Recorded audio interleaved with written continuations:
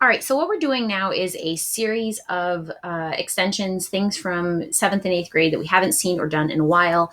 I'm going to call this 12.1, where we're going to go back and talk about some stuff to do with probability. So first, an experiment is an investigation or procedure with varying results.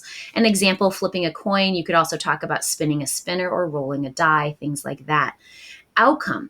The outcome is the possible result from the experiment. So if you were talking about flipping a coin, the possible outcomes are heads or tails. If you're talking about rolling a die, the possible outcomes are 1, 2, 3, 4, 5, 6. Sample space, the set of all possible outcomes. Now, these really fun little brackets go on either side, and then you would list all of the possible things you can get when you perform that particular experiment. So if it were rolling a die, we would have these fun little brackets with 1, 2, 3, 4, 5, 6 listed inside. So example, what is the sample space of states that begin with the letter O? You would list them inside the brackets, and there's a total of 3 outcomes. Days of the week. So we would list the 7 days of the week, remember, inside the brackets with a total of 7 outcomes. Probability, a measure of the chance of a specific event occurring. So when we do that, we would say the probability of, and then in parentheses, we would put the probability of the thing we were looking for. So expressed as a ratio of favorable outcomes to the total number of outcomes. Basically, I like to think of this as how many ways can you get what you want out of how many possible outcomes are there. Fractions, decimals, and percents are all acceptable. However, if you are specifically asked for probability, they're looking for fraction or decimal. If you are asked what are the chances, then that's when you would go with percent. All the probabilities in the sample space have to add up to 1. So the probability of getting heads is 0.5, probability of getting tails is 0.5. That adds up to 1. Examples. Give each probability as a fraction in simplest form, a decimal and a percent. So first of all, the spinner below is used in a game. If it is spun once, find the probability. So this says find the probability of spinning a 9.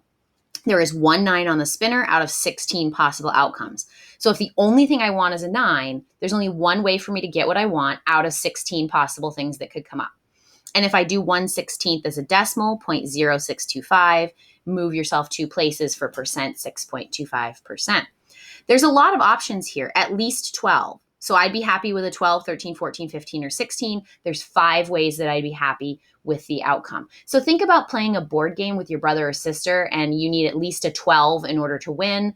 That's going to happen about 31.25% of the time.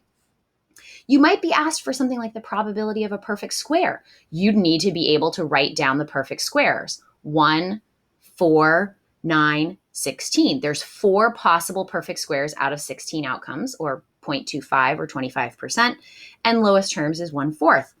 Not shaded. So the shaded ones we could count up. We can also count up the not shaded ones, which is 7 out of 16. I'd be happy with a 2 or an 11. Now, sometimes this comes up in board games where you're like, there's only 2 safe spots left on the board. I'd like to roll either a 2 or an 11 in Monopoly because that way I land on free parking, or maybe I would land on something I already own.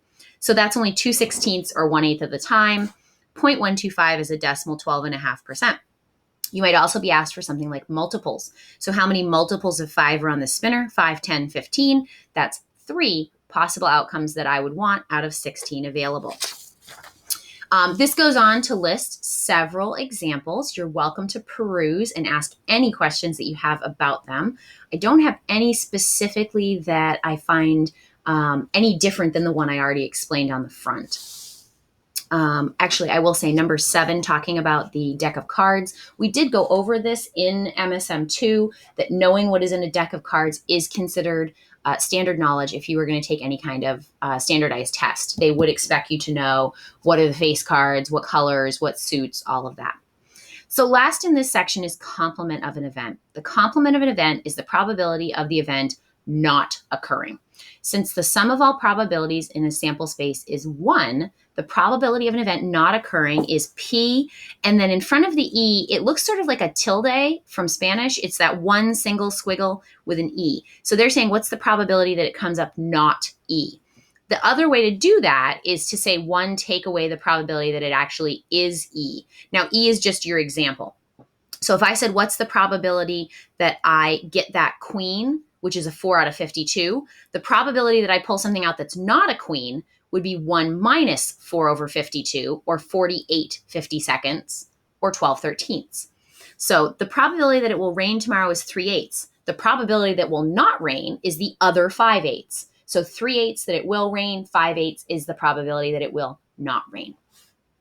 Number 9, if the probability that someone will win a game at the carnival is 1/24th, the probability that they will not win is the other 23/24ths. And that's probably an accurate statistic.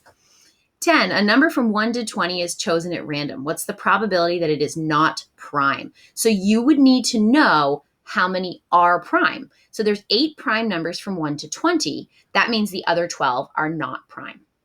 If a state is chosen at random, what's the probability that it does not begin with the letter M? So you would need to know that there are 8 states that do begin with the letter M, making it 8/50ths.